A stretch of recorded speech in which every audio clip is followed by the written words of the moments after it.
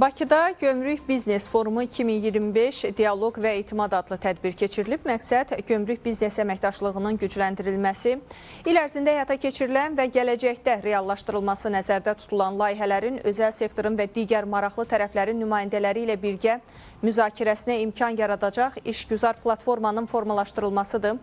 Yekunda iştirakçılar açıq qapı çərçivəsində Dövlət Gömrük Komitəsinin rəqəmsallaşma sahəsindəki fəaliyyəti, monitorinq imkanları və Gömrük Tarixi Muzeyi ilə tanış olublar.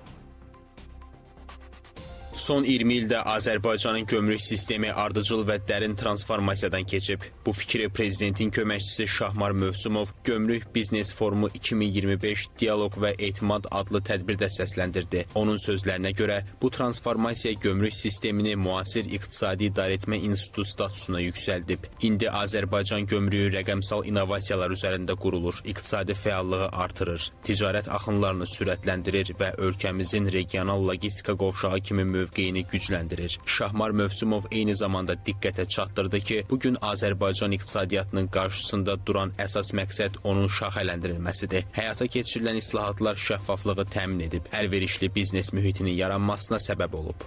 21-24-cü illərdə qeyri-neft sektoru hər il orta hesabla 6,7% artmış və ümumi iqtisadiyyatda payı 68%-ə yüksəlmişdir. Son 6 ildə qeyri-neft ixracı demək olar ki, 2 dəfə artmışdır ki, bu da ölkəmizin rəqabət qabiliyyətinin yüksəlməsinin göstəricisidir. Eyni zamanda dövlət özəl tərəfdaşlıq mexanizmləri və aparılan islahatlar nəticəsində özəl sektorun iqtisadiyyatda payı 81,4% səviyyəsindədir.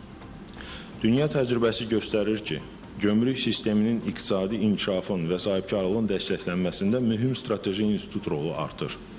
Dövlət Gömrük Komitəsinin sədri Şahin Bağırov dedi ki, avtomatlaşdırılmış risk analizi sisteminin tətbiqi nəticəsində sərhəd keçmə müddətinin 25% azalmasına nail olunub. Bildirildi ki, gömrük işinin müxtəlif sahələri üzrə beynəlxalq tələblərə uyğun metodiki vəsaitlər hazırlanıb, elektron bildiriş sistemi və təminat əsaslı malların buraxılışı mexanizmi tətbiq edilməklə gömrük ödənişlərinə səmərəli nəzarət üsulları formalaşdırılıb. Bundan əlavə forum çərçivəsində Dövlət Gömrük Komitəsinin mütəxəssislərinin hazırladığı gömrük rəsmiləşdirilməsi platformasının yeni rəqəmsal həlləri, rəqəmsal əməkdaşlıq platforması layihələrinin təqdimatı da keçirildi. 2025-ci ildə hazırlanmış 2 təqdimat nümayiş etdirildi. Birinci təqdimat rəqəmsal gömrük dəyəri və intellektual sənədlərin emalı sistemi ilə bağlı oldu.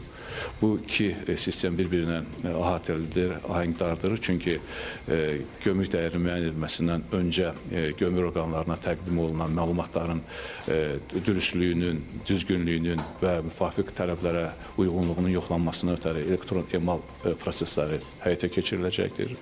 Forumda həmçinin xarici ticarət əməliyyatlarının tənzimlənməsi və sadələşdirilməsi istiqamətində gömrük və aidiyyatı dövlət orqanlarının birgə həyata keçirdiyi yeniliklərlə bağlı təqdimatlar nümayiş olundu. Bundan əlavə, xarici ticarətin təşviqi, gömrük prosedurları, tranzit və logistika gömrük əməliyyatları mövzularında fikir mübadiləsi aparıldı.